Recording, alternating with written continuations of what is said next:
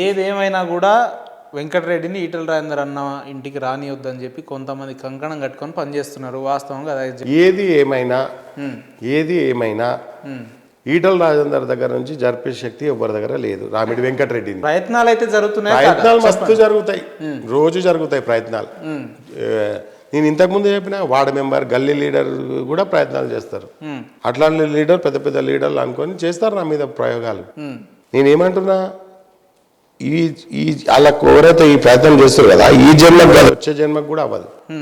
ఈటల రాజేందర్ గారి దగ్గర నుంచి రామిడి వెంకటరెడ్డిని దూరం చేసే శక్తి ఎవరికీ లేదు. సరే అన్న, కొంతమంది నా స్థానంలో మిమ్మల్ని ఎవరైతే విమర్శించే శత్రువులు ఉన్నారో, నాయకుల రూపంలో ఉన్న శత్రువులు ఉన్నారో, అరే వెంకటరెడ్డి పని అయిపోయింది, ఈటల రాజేందర్ గారి దగ్గర నుంచి దూరం చేయాల్సిందే, ఆయన చేసేదాకా మనం నిద్రపోవద్దు అని చెప్పి కొంతమంది నాయకులకు మీరేం చెప్తారు? అది వాళ్ళతో కాదు అని చెప్తారు.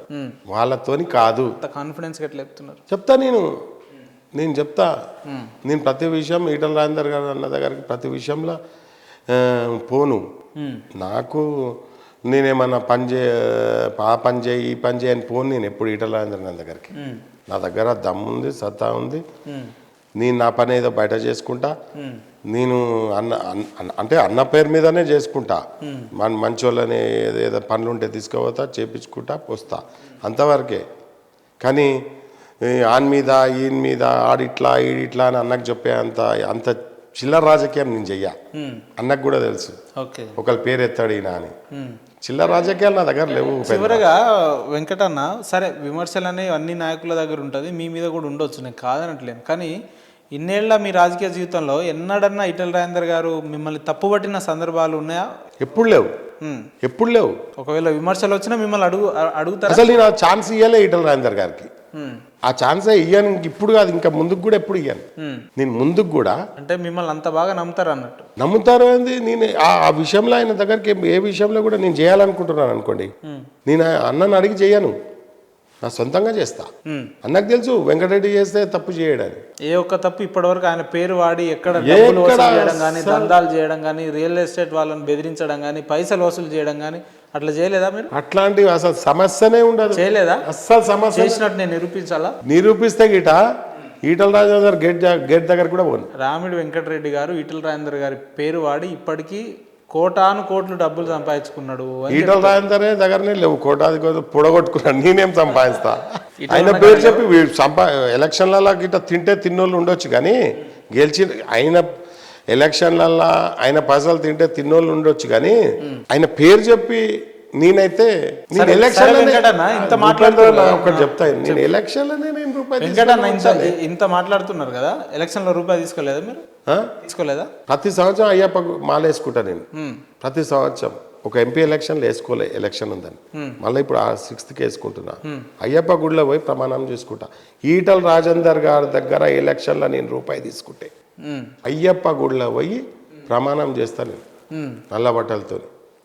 ఈటల రాజేందర్ అన్న దగ్గర నేను రూపాయి తీసుకొని ఎలక్షన్లో పనిచేసిన. వెంకటరెడ్డి అన్న, ఇప్పుడు ఉన్నపల్లంగా ఇంటర్వ్యూ జరుగుతా అంటే మీకు ఒక ఫోన్ వస్తుంది ఈటల రాజేందర్ గారి దగ్గర నుంచి వచ్చి, వెంకటరెడ్డి నీ మీద ఆరోపణలు వచ్చినాయి, మంచిది, నీ పని నువ్వు చేసుకో, రేపటి నుంచి మా ఇంటికి రావాల్సిన అవసరం లేదు అని అంటే అప్పుడు మీరేం చేస్తారు? కానీ ఈటల అన్న అట్లా అన్నాడు అంటే అంటున్నా, అయ్యో మీద వెంకటరెడ్డి అన్న దగ్గర ఉన్నది ఇదే, కాలికేస్తే వేలికేస్తాడు, ఒకవేళ ఆ ఫోన్ వస్తే అంటున్నా, నేను చెయ్యనని నాకు తెలిసినప్పుడు కాలం వస్తే అంటున్నా, అది నిరూపణ అయ్యే వరకు నాకు ఫోన్ చేయడు. ఆ ఫోన్ వస్తే నేను ఏమంటారు, ఉపేంద్ర అన్న పోయి వెంకటరెడ్డి అన్న వసూలు చేస్తుండని పోయి చెప్పినాం అనుకో, అది వేరే వాళ్ళకి చెప్తాడు, అది ఆ పని చేస్తుండా లేదా వెంకటరెడ్డి చూడండి అని.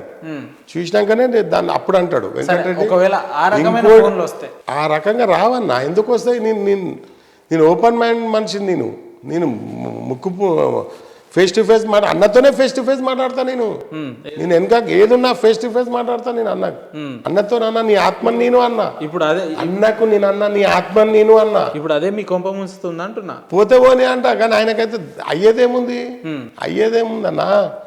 అన్న దగ్గర పోకుంటే నాకేమైనా అయ్యేది ఉందా? మనసులో ఉంటే చాలు. అన్న కార్లో కూర్చుంటే నాకేమైనా బిడిదొస్తుందా? తిరిగి బేజారైపోయిన అన్న కార్లో కూర్చొని అన్న కార్లో తిరిగి 5-6 ఏళ్ళు తిరిగిన అన్న కార్లో కూర్చొని. సరే, ఇప్పుడు ఉన్న పలంగా మీకు ఏం కావాలి? ఇంకా ఎందుకు ఆయనను అభిమానిస్తున్నారు? ఇంకా ఎందుకు ఆయన పేరును ప్రమోట్ చేస్తున్నారు? ఆయనతో ఎందుకు ఉంటున్నారు ఇంకా? అరే ఒక మాట చెప్పాలా ఉపేందర్, ఒక మనిషిని అభిమానించే ఉంటే అంత ఈజీగా వదలరు ఉపేందర్. వెంకటరెడ్డి అన్న, మిమ్మల్ని చూస్తే కొంచెం విచిత్రంగా అనిపిస్తుంది నాకు. ఏ రాజకీయ నాయకుడైనా వాళ్ళ నాయకుడి దగ్గర తిరిగేటప్పుడు పైసల కోసమో, పైరవీల కోసమో, పదవుల కోసమో వెళ్తుంటారు. కరెక్ట్ మాట్లాడినా వినండి, వెళ్తుంటారు, బొకేలు ఇస్తారు, శాల్వాలు ఇస్తారు, అన్నతోటి తీరుతారు, కలుస్తారు, ఏదో చేస్తారు. ఫైనల్గా వచ్చి అన్న నాకు ఈ పని కావాలి, లేదా నాకు ఇంత పైసలు కావాలి, లేదా నాకు ఈ పదవి కావాలని అడుగుతారు కదా.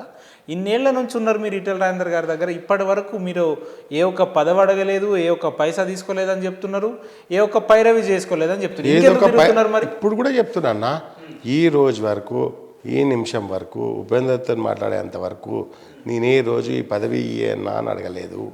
ఏ రోజు పోయి చేజాపి అన్నా నాకు రూపాయి ఇయ్యి అని అనలేదు. ఏ రోజు పోయి అన్నా నాకు ఈ ఫోన్ చేయి, నాకు ఈ ఇబ్బంది ఉందని అడగలేదు. నా దగ్గర శక్తి సామర్థ్యాలు ఉన్నంత వరకు నేను చేసుకొచ్చిన. ఎలక్షన్ల రోజు కూడా నేను ఏ రోజు కూడా 1 రూపాయి అడగలేదు అన్నని. నా పని నేను చేసుకపోతా అని అన్నకు పక్కా నమ్మకం. అర్థమైందా? కొంతమంది ఏదో చెప్తే ఉండొచ్చు, చెప్పరా నేను రాజకీయంలో నేను చెప్పరా నేను అన్నా. ఇంకో ఉపేందర్ ఒక మాట చెప్తా, నీ ముందట నేను ఎదుగుతుంటే నువ్వు నన్ను వత్తాలనే చూస్తావు. నేను అట్లా చూడను. అరే నువ్వు చూడవు పోయి, నీలాగా మనసు అందరికి ఉండాలి కదా. ఓకే, నీలాగా మైండ్ సెట్ అందరికి ఉండాలి కదా. కొంతమందికి ఉంటుంది, అరే వెంకటరెడ్డిని చూడంగానే ఈటెల రాజేందర్ అన్న, లేకుంటే ఈటెల రాజేందర్ అన్న చూడంగానే వెంకటరెడ్డి ఇట్లా అదైపోతే ఇద్దరు ఏదో. అది ఏముండదు అన్న, ఆయన అందరితో అట్లనే ఉంటాడు. మీకు ఉపేందర్లో నచ్చే అంశం ఏంది? అంటే అరే మంచి ఇంటర్వ్యూ చేస్తాడు. నువ్వు కూడా నాలాగానే స్ట్రేట్ ఫార్వర్డ్ మాట్లాడతావు, దాపరికాలు మాట్లాడవు. నువ్వే అడిగిన ఒకరోజు కార్లో అన్నని, నేను నా వీడియో చూసి చాలా సంతోషపడ్డా. అన్న నా దాంట్లో ఫేస్బుక్లో నేను పెడితే 1,500,000 మంది చూసిర్రు అన్న ఇది అని నువ్వు అడిగినావు కార్లో, అన్న తీసుకున్నావు. అది గుర్తుంది నాకు. నేను ఎప్పుడైనా ఏంటలో నేను రాంగ్ మాట్లాడా.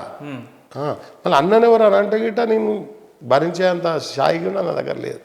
ఇమీడియట్లీ రియాక్షన్ అవుతాను నేను. రైట్, ఓకే వెంకటరెడ్డి అన్న, యాజ్ ఏ ఈటెలన్న హార్డ్ కోర్ అభిమానిగా, అతని ప్రాణం కంటే ఎక్కువగా అభిమానించే అభిమానిగా మీరు వారి దగ్గర నుంచి ఏం కోరుకుంటున్నారు? లేదంటే వారి దగ్గర నుంచి మీకు ఏంటి అంతిమంగా మీకు ఏం కావాలి? ఆయన దగ్గర కోరుకునేది ఒకటే, మంచి నాయకుడు. మంచి నాయకుని వెంబడి తిరిగితే మనకు పేరు ప్రతిష్టలు వస్తాయి. ఓకే, పైసలతో ఏముంది, పైసలు అందరి దగ్గర ఉంటాయి, పైసలతో ఏముంది అన్న. ఉపేంద్ర అన్న కరోనాలకు మంచి కోటేశ్వర్లు ఎగిరిపోయారు, మనం ఎంత? పైసలతో ఏముంది? కొంతమంది అనుకుంటారు పైసలు ఇన్నోవాలు ఫార్చునర్లు ఉండగానే మా అంత పెద్ద లీడర్ లేడు అనుకుంటారు. అవన్నీ పాన్ చేయవు. బండి మీద పోయినా సరే మంచి గుణవంతుడు ఉండాలి. మంచిగా మనం ఏ నాయకుని అయితే నమ్ముకున్నామో ఆ నాయకుని పేరు ప్రతిష్టలు తెచ్చే ప్రయత్నం చేయాలి. ఆ నాయకుని గురించి మంచిగా చెప్పుకోవాలి. ఆ నాయకుని దగ్గర ఒక మాట మాట్లాడి బయటికి ఒక మాట మాట్లాడొద్దు. నాయకునికి మంచి పేరు రావాలి, నాయకునికి మంచి హోదా రావాలి, మన నాయకుడు సీఎం కావాలి, మా నాయకుడు అధ్యక్షుడు కావాలి.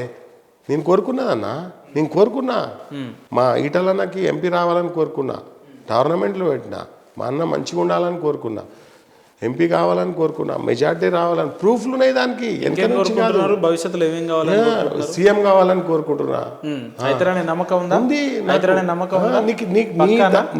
నీ సిగ్నేచర్ స్టూడియోలో చెప్పింది ఏదన్నా తప్పైందా? ఇప్పటివరకు అయితే కాలేదు. ఇక ముందు కూడా కాదు, ఇక ముందు కూడా కాదు. ఈటెల రాజేందర్ గారు ఏదో ఒక రోజు ఈ రాష్ట్రానికి ముఖ్యమంత్రి పక్కా 100% కాదు. ఏదంటే అది ముఖ్యమంత్రి అయిన తర్వాత ఇదే వెంకటరెడ్డి గారిని మేము మళ్ళా కలవచ్చా? నేను ఇదే మాటను నన్ను అడిగిన ఉపేందర్, ఎంపీ అయినాక నేను అడగొచ్చా అని.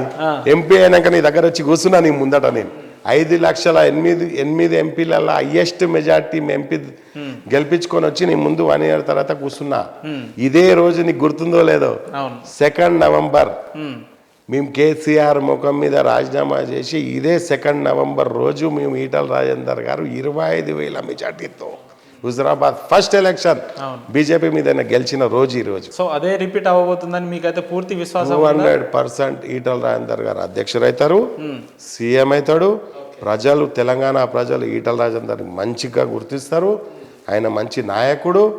ఆయన ఎవరేమనుకున్నా, ఇట్లా అనుకున్నా, నీకు పదవి లేదు, నీకు పదవి రాదు, నీకు ఈటెల రాజేందర్ ఏం చేయడు, ఉట్టిటి మాటలు, ఎందుకు పోతున్నావు అంటే అవన్నీ ఉట్టిటి మాటలే.